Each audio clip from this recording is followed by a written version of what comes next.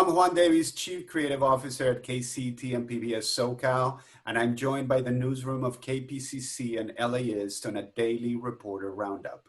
Over the weekend, President Trump issued an executive order to extend federal unemployment benefits, but David Warner says many Californians might get left out, and it's unclear whether the state will even go along with Trump's plan. What do you know, David? That's right. President Trump's plan would replace the expired $600 per week in federal unemployment benefits with $300 per week. Then states would have to chip in an additional $100, bringing the total to $400 on top of whatever people are already earning in state benefits. But this plan would leave out a lot of Californians because in order to qualify, you'd have to be earning at least $100 in regular unemployment. Lots of freelancers, in particular in LA, are receiving less than that because the state disregards the vast majority of their income when calculating their benefits. People in this situation told me they have no idea how they'd make ends meet on less than $100 a week. But, California might not even go along with this plan at all. Governor Newsom said today that it would cost the state $700 million per week to implement Trump's plan. And he said that's just money that we don't have. Los Angeles County has more than 210,000 known coronavirus cases, but the actual number may be far higher. Jackie has been following that. Yeah, and that's because we're still waiting for complete numbers after a major glitch with the state's data. So Governor Newsom said today that that system that tracks California's COVID-19 cases has been fixed, but there's a backlog of 295,000 records that needs to be reviewed by county health departments.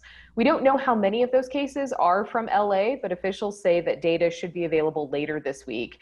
LA County health officials point to hospitalizations dropping slightly as a good sign, though the number of people who are dying every day has remained about the same at about 37. Since the pandemic began, nearly 5,000 Angelenos have died from the coronavirus.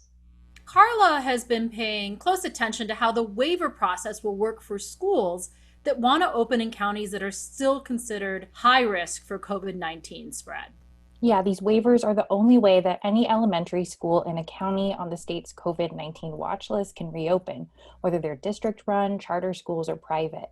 And whether or not the local health officer ultimately grants a waiver depends on the health and safety plan presented and on the health and data conditions in the county. In Los Angeles County, the case rate is still too high, so the Department of Public Health has announced it won't grant any waivers there just yet. In Orange County, the healthcare agency is accepting applications, though, and I've read some of them from about a dozen-ish private schools, and the safety plans really paint pictures of classrooms that could look very different from what we were used to pre-pandemic. And with the largest school districts in Orange County starting the next school year with distance learning, the waivers also raise questions about equity and access to education. Jacob and I worked together on our podcast, The Big One, Your Survival Guide, and let me tell you, it was an eye-opening experience. So he had my attention when he told me about a big cluster of little quakes near the San Andreas Fault. Yeah, in our big one scenario, the big earthquake starts right at Bombay Beach at the Salton Sea, and these earthquakes were about 7 miles south of there, so we were definitely paying attention. There were dozens of them, but because they were so close to the San Andreas Fault, a lot of people were asking, are these going to trigger a bigger earthquake? There is always the remote possibility that an earthquake will trigger a even bigger earthquake. USGS is putting the likelihood that a magnitude 7 or greater earthquake in that area in general could be triggered. There's like a 1% chance that it could happen sometime over the next week. But this area is a particularly active area because it's where the Pacific and North American tectonic plates meet. For now, I can tell you that this area is seismically active. We see this kind of clusters of activity every once in a while. And so far, none of those have actually triggered the San Andreas Fault or any other major faults in the area.